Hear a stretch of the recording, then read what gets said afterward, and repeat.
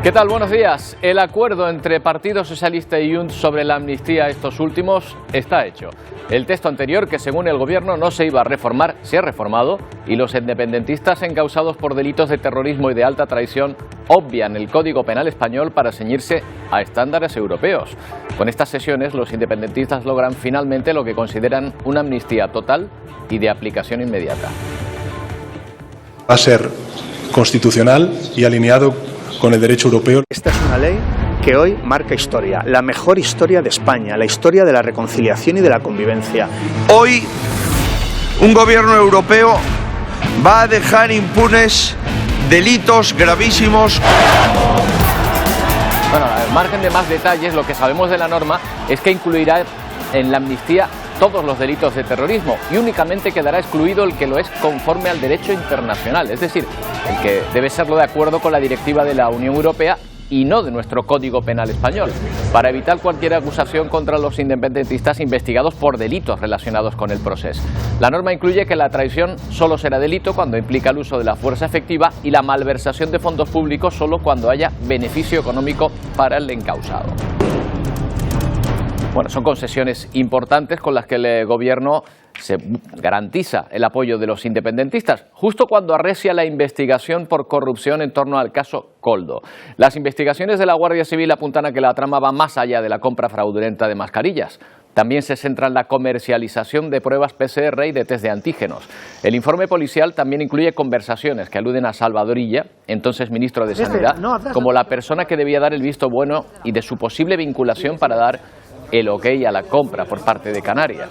El presidente del gobierno, Pedro Sánchez, insiste en que su ejecutivo es riguroso con la corrupción. Desde las islas, el presidente Fernando Clavijo anuncia su total colaboración para esclarecer los hechos que afectan al anterior ejecutivo autonómico. Vamos a perseguir y a buscar si ha habido algún tipo de fraude, si ha habido algún tipo de quebranto para la comunidad autónoma y para los ciudadanos de Canarias. Seremos absolutamente contundentes con la búsqueda y la depuración de las responsabilidades que en nuestro ámbito nos corresponde. El judicial es otro. Otro debate en ciernes podría ser, una vez más, el del aborto. La inclusión de esta opción en la Constitución francesa ha llevado a Sumar a proponerlo para la nuestra, para nuestro texto legal. Pero el Ministerio de Igualdad cree que ahora no es necesario incluirlo en la Constitución. Ana Redondo asegura que en España existe una buena ley que garantiza la interrupción voluntaria del embarazo. Esta propuesta llega después, como decimos, de que Francia se convirtiera en el primer país del mundo en blindar el derecho al aborto en su Carta Magna. Es una medida que avala el 80% de la población francesa después de varias décadas de movilizaciones. Su aprobación pone freno a cualquier intento político de revocar este derecho a las mujeres.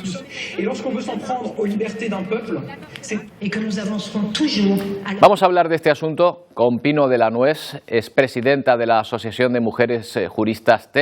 ¿Qué tal, Pino? Buenos días. Muy buenos días. ¿Cree conveniente abrir este debate en España en torno a la inclusión del texto en la Constitución? ¿O está de acuerdo con la ministra en que en España tenemos una buena ley?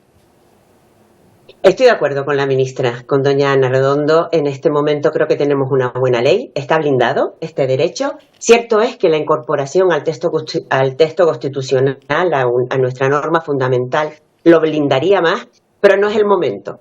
Creo que no se tienen los consensos suficientes como para modificar nuestro texto y poder desarrollar esa modificación cumpliendo toda la tramitación que conllevaría con las mayorías necesarias. Ahora hay que dotar a todas las víctimas, a todas las mujeres que quieran hacer uso de ese derecho, que es un derecho que no está además en un debate social, es un tema superado en la sociedad española, desde que pasamos de la ley de supuestos a la ley de plazos y considerando que ahora hay otras prioridades, ¿no? No sé si a pesar de eso, luego, tanto por parte del movimiento, feminista como por parte de las mujeres, ¿no?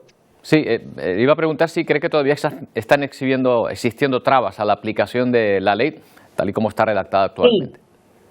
Efectivamente, yo creo que lo que hay que dotarla de que esos derechos, el derecho a la salud sexual y reproductiva, la interrupción voluntaria del embarazo, lo que tiene que tener es que la mujer que decida pues que, y con la edad, además, habiéndose ampliado al no tener consentimiento en las menores, no las de 16 a 18 años, en concordancia con la Ley de Autonomía del Paciente, pues cierto es que deberían en todas las comunidades autónomas tener derecho a que la sanidad pública sea la que se lo preste, y la proximidad y cercanía, que no tengan las mujeres, que desplazarse a otros territorios fuera y que no tenga esa proximidad de la usuaria, ¿no?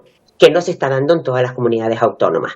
Y después que efectivamente ese derecho a la objeción que pueden tener los profesionales, que es completamente compatible con el derecho de las mujeres a interrumpir voluntariamente su embarazo, pues que estos registros estén en todas las comunidades autónomas igualmente, ¿no?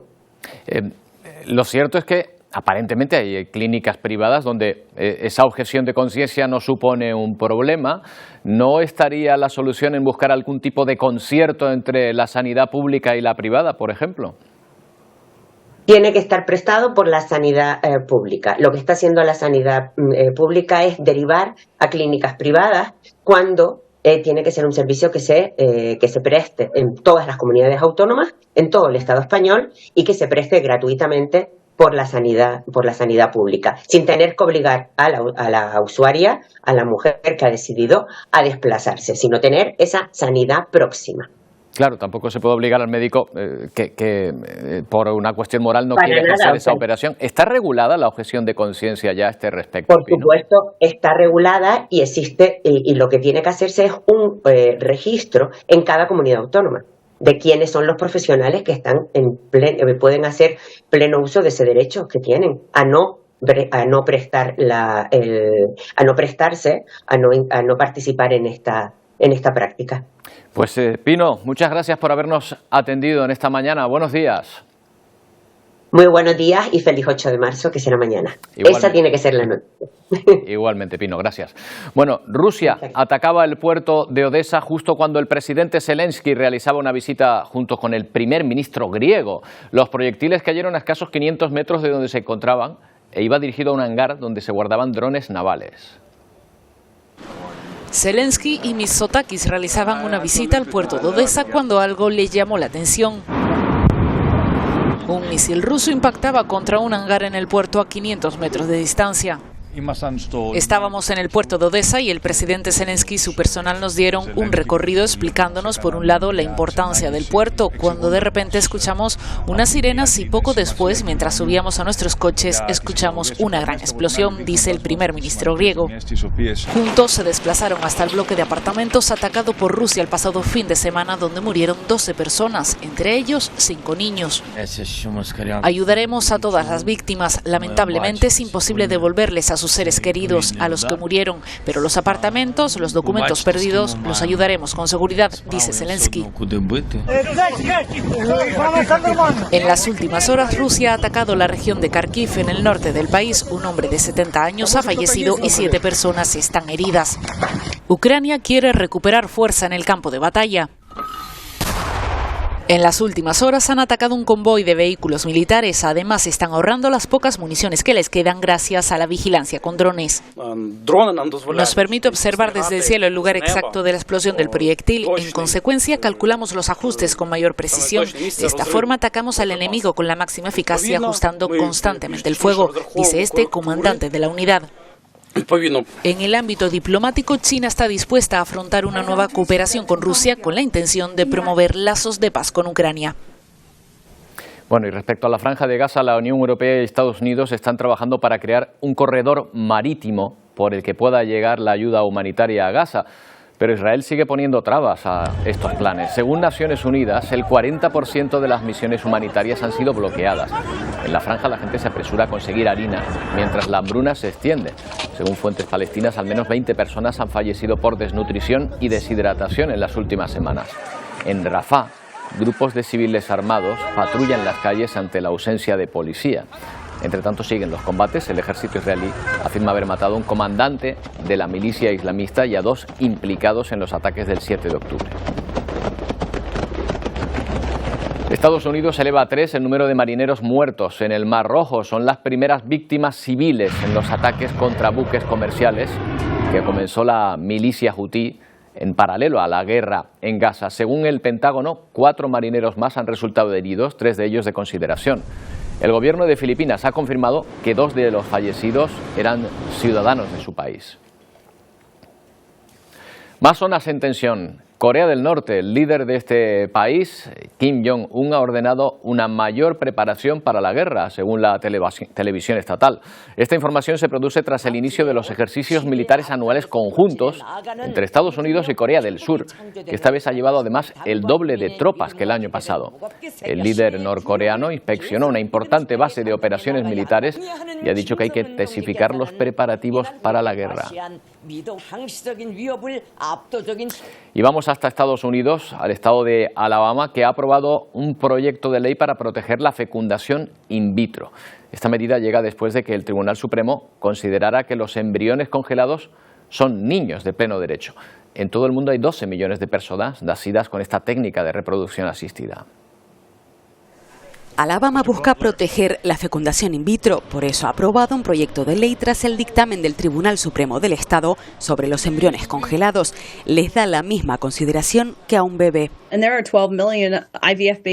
Hay 12 millones de bebés FIV en la Tierra. Para mí fue como un ataque muy personal, dice la primera mujer nacida en 1981 con esta técnica de reproducción asistida en Estados Unidos. El tribunal falló en este sentido en respuesta a 2 casos en los que los embriones congelados de varias parejas se destruyeron por accidente, cuando una persona los dejó caer al suelo. La decisión judicial paralizó temporalmente la actividad en las clínicas. Aunque puedo respetar los mandatos, los estatutos, las sentencias, al final los embriones son suyos, dice el director médico de una de estas clínicas que se planteó llevar sus instalaciones a otro estado. No es viable sobrevivir y convertirse en un ser humano fuera del útero, dice Elizabeth Carr.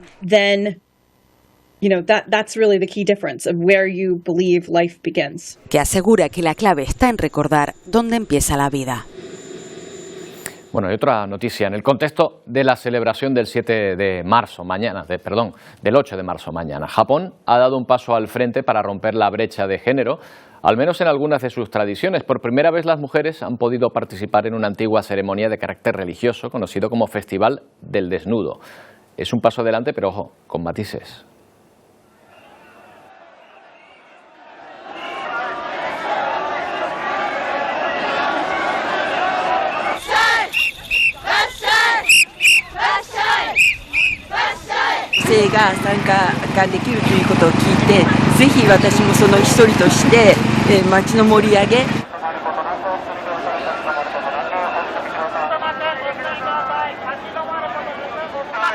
Bueno, volvemos a nuestro país con el tema del día, el nuevo texto de la ley de amnistía que se lleva hoy a la Comisión de Justicia del Congreso, que por cierto ahora mismo está en un receso. Lleva 3 principales cambios que han hecho posible el acuerdo entre el PSOE, Junts y Esquerra. Vamos a ver cuáles son esas modificaciones. Lidia Rodríguez, redacción, cuéntanos. Pues Roberto, entre las principales modificaciones destacamos sobre todo las relativas a los delitos de terrorismo. Se incluyen en ese texto nuevo esos delitos de terrorismo, pero adaptados sobre todo a la normativa comunitaria, que es mucho más laxa, mucho más flexible que el Código Penal español. Además, los delitos de alta traición también quedarían excluidos, salvo que se demuestre que se ha utilizado el uso de la fuerza. También los delitos de malversación quedarían fuera siempre y cuando, Roberto, se quede demostrado que esa persona o ese grupo no se ha beneficiado económicamente. Eso con respecto a la letra mayúscula, por decirlo de alguna manera, de ese texto que se ha modificado. Si nos fijamos en la letra más pequeña, hay que decir que se ha logrado adelantar la aplicación de esa norma a 2 meses antes. Así, los casos que se aplicarían serían los desde el 1 de noviembre de 2011. Parece a priori, Roberto, que todos están relativamente de acuerdo con ese nuevo texto, sobre todo Junts, que ha advertido a los jueces que de no aplicar la ley de amnistía estarían incurriendo en prevaricación. Además, esta misma mañana el ministro de Presidencia y Justicia, Félix Bolaño, decía que esta nueva norma, esta ley de la amnistía, cumple con todos los parámetros del derecho comunitario. Una ley que nace del Parlamento español, pero que es una ley europea, plenamente constitucional. Abrimos una nueva etapa, una etapa de diálogo, una etapa de acuerdos, una etapa donde se va a hacer política dentro de las instituciones y dentro de la Constitución. Y por tanto, una década que dejamos atrás de fracaso colectivo y abrimos una nueva etapa en Cataluña. Bolaños, ya lo ven, decía que esta norma es positiva para Cataluña, pero también para el resto de los españoles. Algo con lo que no está de acuerdo el Partido Popular, que en una reunión precisamente de los populares a nivel europeo en Bucarest decía esta misma mañana que van a quedar impunes delitos gravísimos. Un gobierno europeo va a dejar impunes delitos gravísimos contra el corazón de la Unión Europea, incluidos, insisto, delitos de terrorismo, de malversación de dinero público y de declaración de independencia de una parte de un Estado miembro. Bueno, vamos a hablar de este asunto, a intentar desgranar algunas de las consecuencias de esta norma, sobre todo de esa parte que se refiere no a nuestro Código Penal, sino a una directiva europea. Veremos qué consecuencias tendrá eso. Enseguida lo vemos. Pero antes vamos a mostrarles cómo al presidente argentino Javier Milei debe ser difícil seguirle el ritmo. Se lo pueden preguntar, si no, a este estudiante que se vino abajo literalmente en medio de un discurso del presidente. De ahí, digamos, que fue tan estremecedor que me paré ahí en Davos y casi que le dije: ustedes son todos unos zurditos. Bueno, pues fue decir zurditos y ahí este joven se desmayó. El presidente estaba hablando sobre socialismo y ese chico que está detrás comienza a tener mala cara y finalmente cae. Sí. Bueno, ya me olvidé cuál era la pregunta. Son todos unos La reacción del presidente fue bromear alegando la infalibilidad del socialismo. En fin, nos quedamos en Argentina, donde Milei está emulando en sus cárceles al estilo de Nayib Bukele. En El Salvador, las imágenes de prisioneros semidesnudos en Argentina, con las manos atadas a la espalda, han generado críticas y elogios. Este martes se realizó un operativo donde detuvieron a varios narcotraficantes de alto perfil en el país. Desde la toma de posesión de Milei se han realizado múltiples inspecciones carcelarias por sorpresa.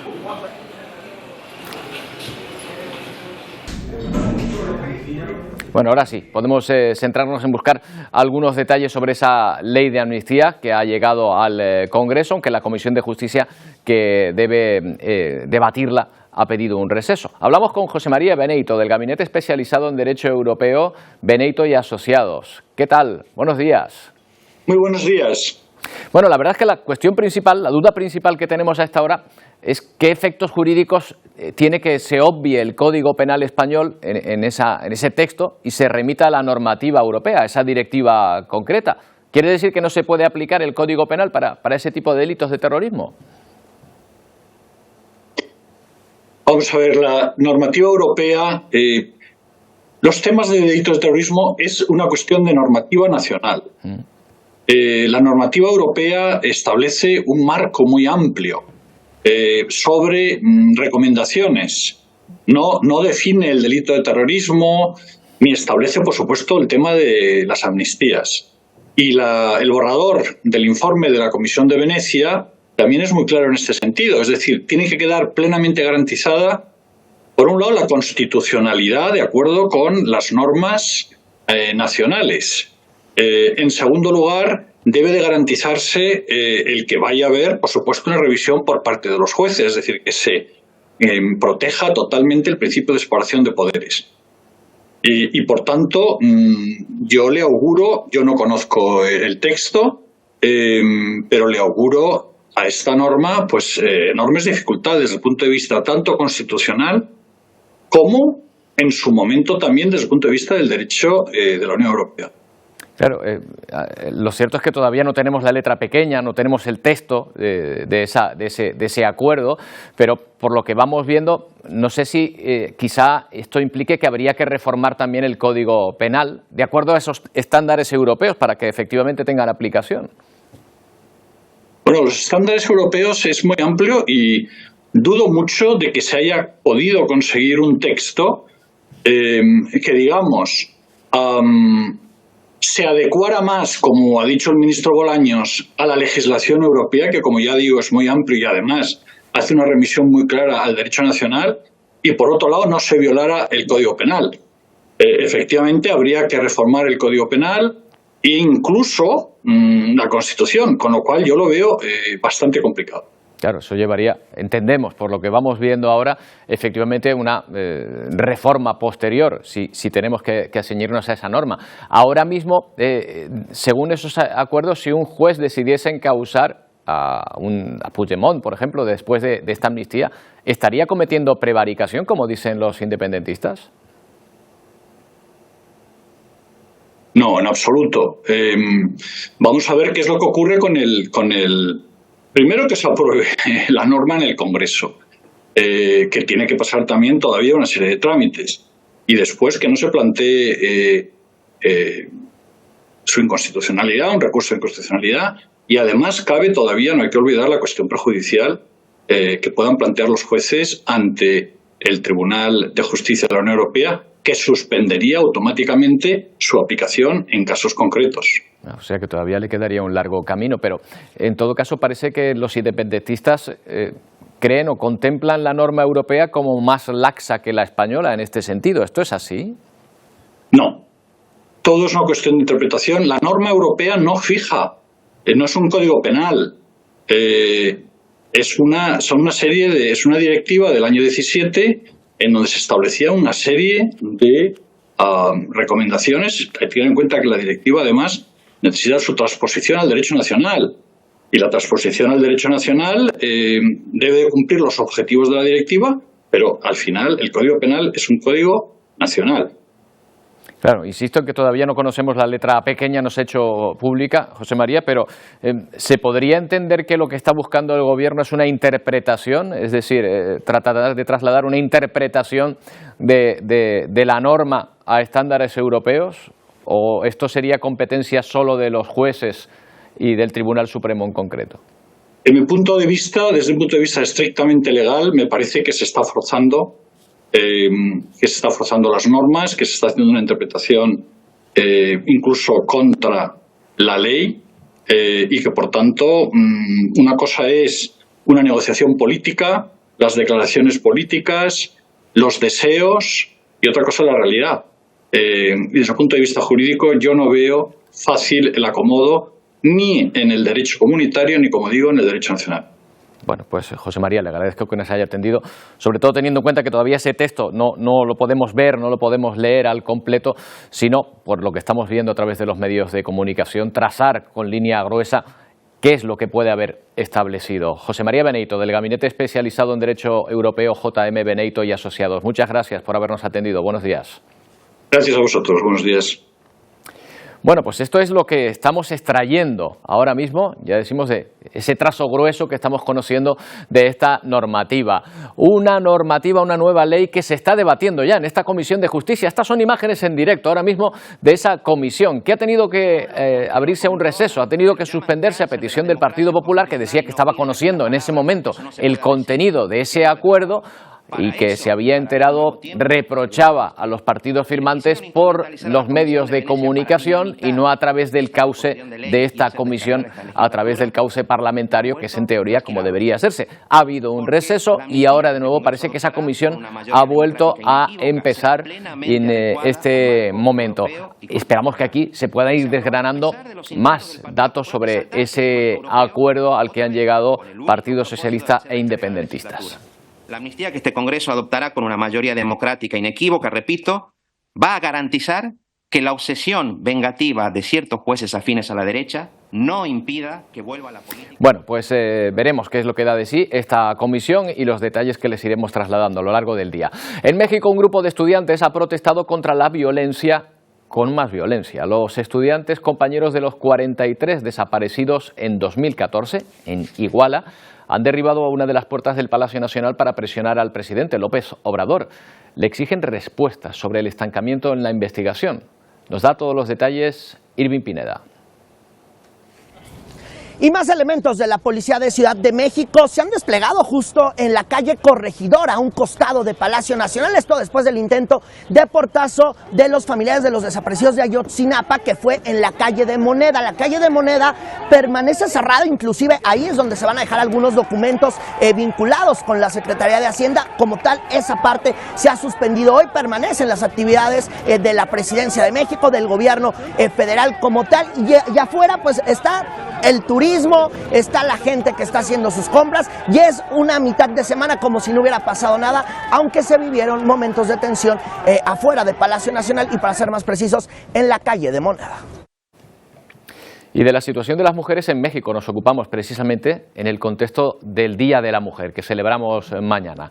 Hablamos con Leticia Hernández, es defensora del pueblo náhuatl y de otras comunidades indígenas y campesinas en Veracruz, en México, que está denunciando la violencia contra comunidades que defienden la naturaleza y su modo tradicional de vida. ¿Qué tal? Buenos días, Leticia.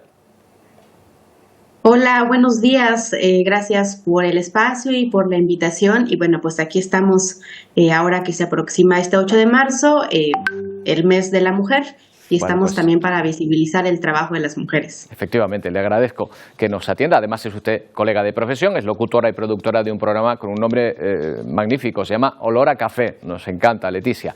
Bueno, ser mujer e indígena supone una doble discriminación en su país.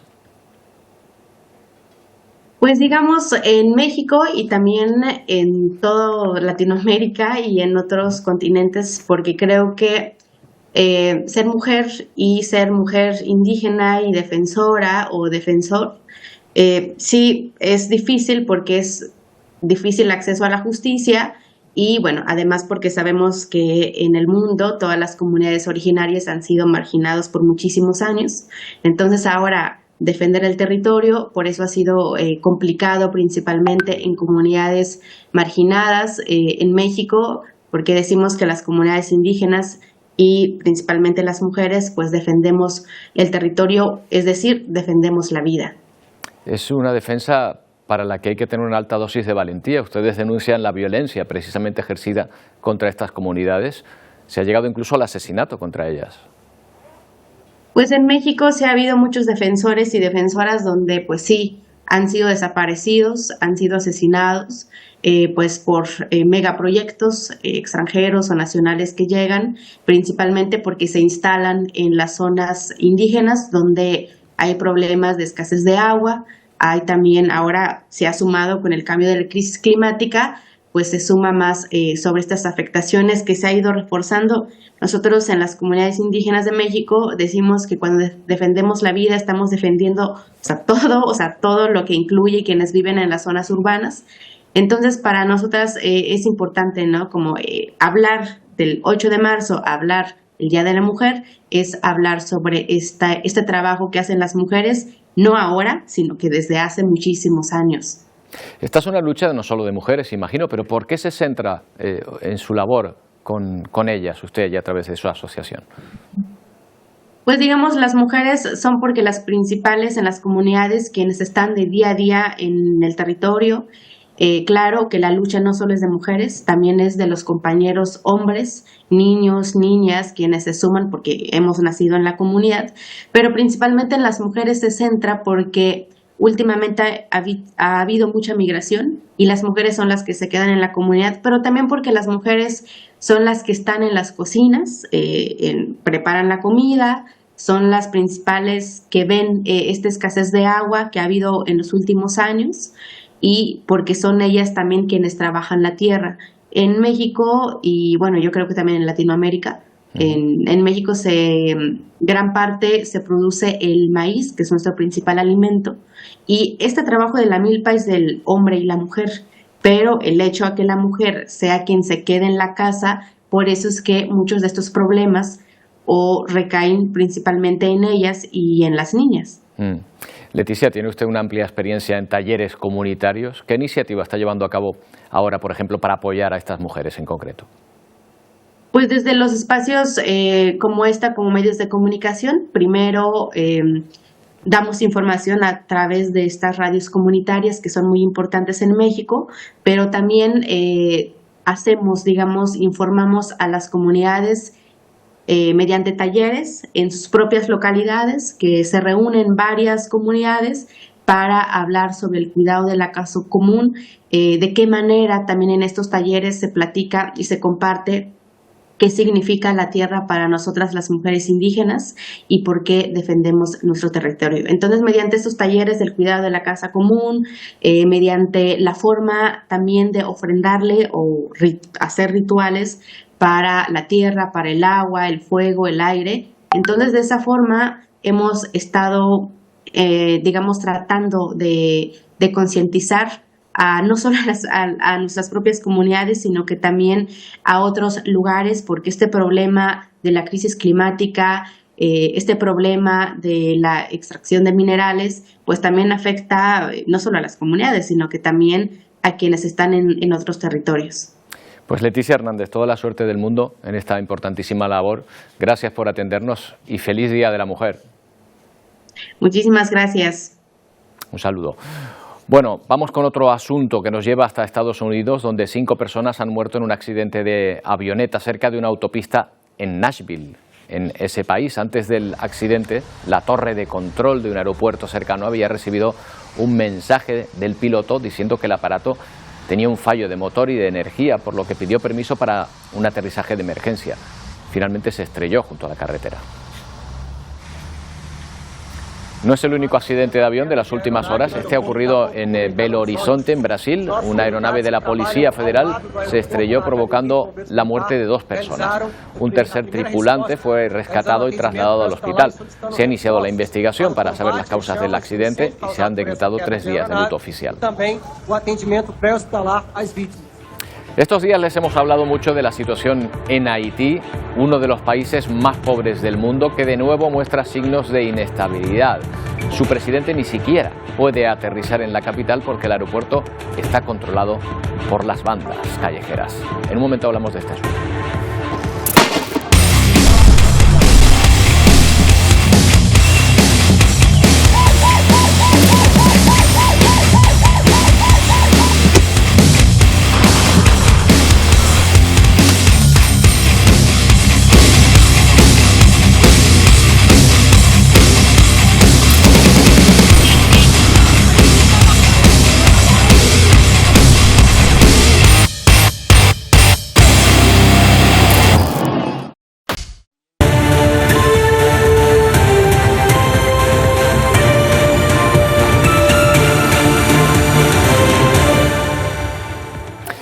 Bueno, imagen en directo de la Comisión de Interior, donde se está debatiendo ya ese nuevo texto pactado entre Partido Socialista e independentistas para la amnistía de estos últimos. Está interviniendo ahora el diputado socialista Francisco Aranda en defensa de este texto.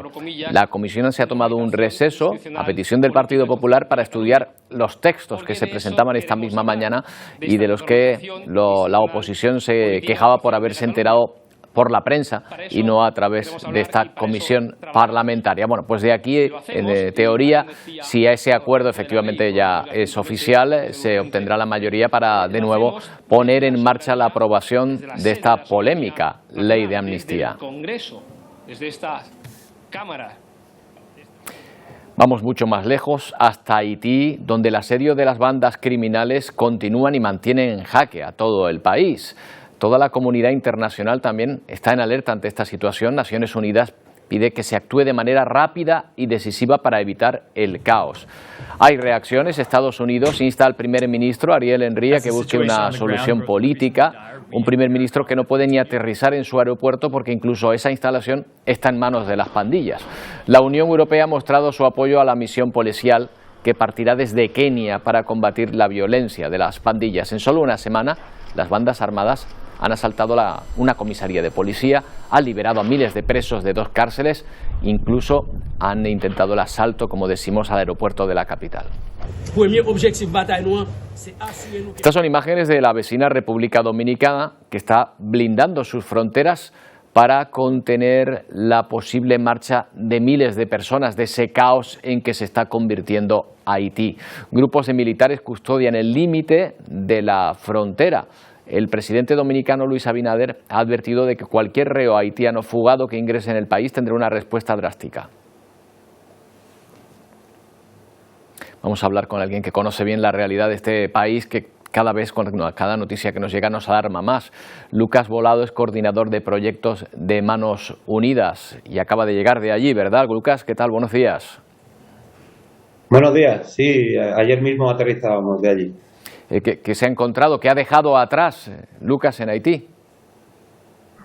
Bueno, pues realmente he dejado un país en un momento de una crisis muy fuerte. Bueno, Haití sabemos que está en una crisis permanente desde hace muchos años, casi desde el terremoto de 2010, pero es verdad que en los últimos 3-4 años la cuestión de la violencia y de las bandas pues ha contribuido a que en estos momentos hablemos de un estado fallido, un estado de crisis total. Bueno, las noticias que tenemos es que las pandillas prácticamente han tomado las calles, incluso el aeropuerto. ¿No hay ningún tipo de orden público? En estos momentos no hay ningún tipo de orden público, o el orden público es el que decidan las bandas criminales. Es una situación que sobre todo se produce en Puerto Príncipe y en los principales nudos que conectan Puerto Príncipe con el resto del país, es decir, en las zonas rurales más alejadas todavía se mantiene cierta paz, pero sí, efectivamente en la capital no hay una capacidad por parte del Estado para hacer frente a las bandas, aparte de que las fuerzas policiales, incluso políticas, también están muy infiltradas por las bandas. A veces es difícil diferenciar quiénes son unos y quiénes son los otros. Claro, además tengo entendido que incluso los barrios de la ciudad, las distintas zonas están divididas por las propias bandas, con lo cual circular de un lado a otro pues es prácticamente imposible, casi hay que llevar salvoconductos para pasar de una calle a otra. ¿Esto es así? Sí, literalmente es imposible. En estos momentos la gente está aislada en sus casas, están intentando pasar desapercibidos y lógicamente eso es una situación que pues provoca, aparte de todo, el miedo, la angustia de no saber qué va a hacer, pues hambre directamente, ¿no? Porque no te puedes proveer de alimentos, no puedes ir a trabajar, los niños obviamente no pueden ir a la escuela. Es una situación en estos momentos dramática. Claro, es que estamos hablando de un país que dicen que es el más pobre del mundo, por lo menos será de los peores en este sentido. Yo lo que me pregunto es si en esta situación de encierro, de pobreza, ¿cómo sobrevive la población? ¿Cómo es su día a día? Bueno, el país más pobre de América, desde luego, uno de los países más pobres del mundo, y en estos momentos creo que es el país con mayor riesgo de hambruna del mundo. En estos momentos ya en crisis alimentaria aguda estamos hablando de la mitad de la población. Hay que tener en cuenta que en Puerto Príncipe, que es donde está focalizado más el conflicto, es donde vive también la mitad de la población. Y la gente en estos momentos sobrevive, primero intentando salir de Puerto Príncipe, y luego pues la gente ya tiene la previsión de almacenar alimentos en los que pueden permitírselo en la medida de sus posibilidades. Entonces, bueno, están acostumbrados, de vez en cuando hay toques de queda estatales o directamente las bandas avisan de que la gente no salga o hay paros. Entonces la gente está un poco en los últimos meses acostumbrado a que de vez en cuando les toca encerrarse en casa y sobrevivir con lo que tiene.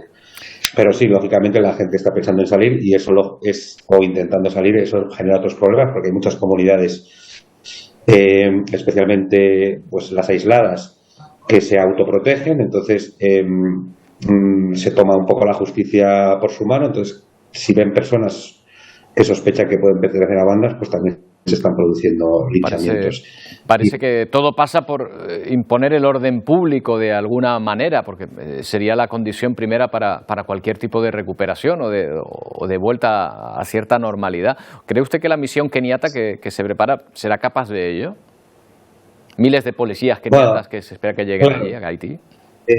Pues hombre, esperamos que sí, ¿no? Lo que pasa que es verdad que es una intervención que llega tarde, ¿no? Ya desde hace meses que se planteó. Los países, bueno, de la zona que podrían, digamos que tienen más fuerza militar, por ejemplo de Estados Unidos, de México, de Canadá, pero no han querido involucrarse activamente. Lo que sí que van a financiar es unas fuerzas keniatas, creo que hay de otros países, de Barbados, de Benín, Tampoco, bueno, pues no sé si son las fuerzas policiales más preparadas del mundo, y en estos momentos es una zona de mucho conflicto. Estas bandas armadas están fuertemente armadas y tienen mucha experiencia militar. Entonces, bueno, vamos a ver cómo se puede hacer. Yo creo que hay que ser, por lo menos algo se está moviendo, todavía tampoco está garantizado, porque no sé si el gobierno keniata con esta situación va a querer poner en riesgo a sus propios policías. Y bueno, pues confiemos en que sí, que haya una involucración mayor por parte de Estados Unidos o de otros países en una estabilización que realmente es urgente. Bueno, pues esperemos que sí, porque ahora mismo, gracias a ONGs como la suya, como Manos Unidas, Lucas, que son de los únicos que están echando una mano ahora mismo en un sitio en el que nadie quiere estar. Muchas gracias por habernos atendido. Nada, muchas gracias a vosotros. Un saludo. Bueno, enseguida llegan nuestros compañeros de Ponte al Día, a ver qué nos cuentan hoy. Pedro Machín y Wendy Fuentes. ¿Qué tal, compañeros? ¿Qué tal, Roberto? Muy buenos días. Enseguida vamos a comenzar Ponte al Día y hoy nos vamos a hacer eco del encierro de un grupo de trabajadores de un parking de la calle Luis Morote en Las Palmas de Gran Canaria. Aseguran estar en un limbo después de que la empresa que gestionaba el aparcamiento ha sido desahuciada y, bueno, pues que la nueva empresa que se va a hacer cargo de ese aparcamiento aún no les ha dado ningún tipo de respuesta. Vamos a estar allí para escucharles. También vamos a escuchar nuevamente al sector primario, especialmente nos vamos a centrar en la agricultura que atraviesa esa difícil situación. Lo vamos a conocer, hoy vamos a hablar sobre este asunto, sobre la agricultura, de la mano de Juanito el Pelao. Es un agricultor que lleva toda la vida dedicándose al campo en la isla del Hierro. Vamos a escucharle. Y controvertida decisión del Cabildo de Lanzarote, la primera institución de la isla, dice que los menores migrantes no acompañados no viajen en transporte público después de una pelea que implicaba a varias personas, ahí lo están viendo, a bordo de una guagua. Hay colectivos que hablan de esta medida la califican de discriminatoria y el Cabildo Insular habla de seguridad.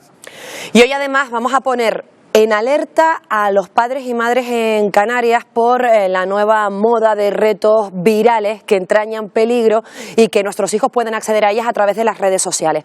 Vamos a hablar de este asunto con el Observatorio de Delitos Informáticos de Canarias y con psicólogos para conocer principalmente las soluciones, porque la verdad es que nos llevamos las manos a la cabeza. Vamos a abordar este asunto y más cositas en tan solo unos minutos, como saben, aquí en Ponte al Día. Hasta ahora. Hasta ahora. Hasta ahora. Y nosotros pendientes del tiempo, porque parece que llega lluvia. Emilia, cuéntanos. ¿Qué tal? Buenos días, Roberto. Hoy es el típico día que tiendes la ropa en la azotea por la mañana y cuando vas a recogerla por la tarde igual te llevas alguna sorpresa. Sigue mojada. En realidad estábamos esperando la llegada de un frente y efectivamente lo tenemos a las puertas ya. De hecho, algo está cayendo en la isla de La Palma, pero sí es verdad que se ha desdibujado mucho. Vamos a ver la previsión, el mapa de satélite. Un primer mapa de satélite que vemos como esa borrasca va a ir afectando toda la península y ese sistema frontal, este que ven aquí, este finito que nos llega a nosotros, es la parte del frente que nos toca de esa inmensa borrasca que va a complicar mucho el tiempo durante el fin de semana también, porque van a pasar dos. Para todos aquellos que vayan a viajar a la península este fin de semana va a estar bastante complicada la situación. Pues esa parte muy débil de frente es lo que nos va a tocar a nosotros. Vamos a verlo mejor en la imagen del canal visible. Ahí lo tienen, esa franja estrechita que ya está dejando alguna que otra gota, por ejemplo en Garafía, en la isla de La Palma, y también puntualmente en la isla del Hierro. Muy poquita cosa, la nubosidad irá entrando a medida que avance el día. Hoy está el cielo bastante despejado en todas las islas prácticamente, sobre todo desde Tenerife hacia la mitad oriental, y digo que la nubosidad irá entrando a lo largo de esta tarde y se va a acumular sobre todo en la cara norte y nordeste de las islas. Mañana va a ser una jornada en la que no haya viento y la nubosidad se va a colocar en otro lugar. Enseguida lo vamos a ver, pero vamos antes con el modelo de previsión. Ese viento va a soplar del noroeste, va a hacer bajar las temperaturas 4 o 5 grados menos en puntos de medianía respecto a hoy, pero luego subirán de cara al sábado, con lo cual entre frente y frente hay una franja de temperaturas que tenderán a subir. Viento del noroeste, como digo, el anticiclón haciéndose paso a ese vaguada de aire frío en altura, y el modelo de previsión de lluvia lluvia, ¿qué es lo que marca? Pues marca lo de hoy, pero también lo que se puede generar mañana. Vamos a ver el modelo de previsión de lluvia desde esta noche. Ya vemos cómo esas precipitaciones se van a acumular en la cara norte de las islas. Mañana durante el día esas precipitaciones se van a poner en el sureste de La Palma de Tenerife, y el sábado parece que llega ese viento del norte con un aporte bastante importante de humedad, y ese puede dejar algo más de precipitación, sobre todo por la tarde en todas las vertientes norte de las islas, incluida Fuerteventura y Lanzarote. Eso sería el sábado, con lo cual nos esperan un par de horas, pues bueno, con relativa humedad y con temperaturas más bajas, por lo menos durante esta jornada y mañana.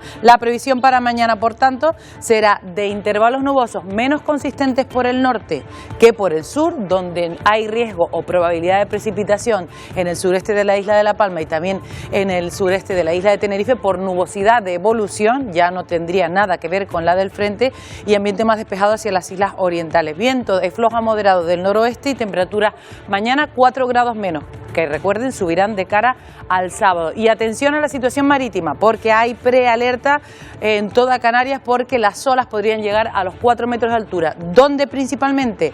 En la zona costera de la isla de La Palma, de la isla del Hierro, en el norte de Tenerife y área metropolitana, y también en la isla de Lanzarote. En principio ahí están activados esos avisos amarillos, aunque la Dirección de Emergencias ha declarado la prealerta por fenómeno costero en todo el archipiélago. Así que los que vayan a coger un barco, ya saben, bolsita en mano. Para el mareo, efectivamente. Gracias, Emilia. Buenos días. Bueno, pues nos vamos a despedir ya con nuestra última imagen del día. En Arco, la Feria de Arte de Madrid levanta el telón en su 43ª edición para atraer al coleccionista adinerado, pero también para generar nuevos coleccionistas. Dice, bueno, pues ahí tienen propuestas para todos los públicos, un Calder por 2,9 millones de euros, pero si no están tan sueltos de dinero, pueden encontrar una escultura de Miró por 600.000 o una fotografía de Almodóvar, ahí ya les da con 4.200 euros. Arte para todos los gustos y, aseguran desde Arco, para todos los bolsillos. Volvemos mañana a partir de las 11 en una nueva edición de Atlántico Noticias. ¡Feliz día!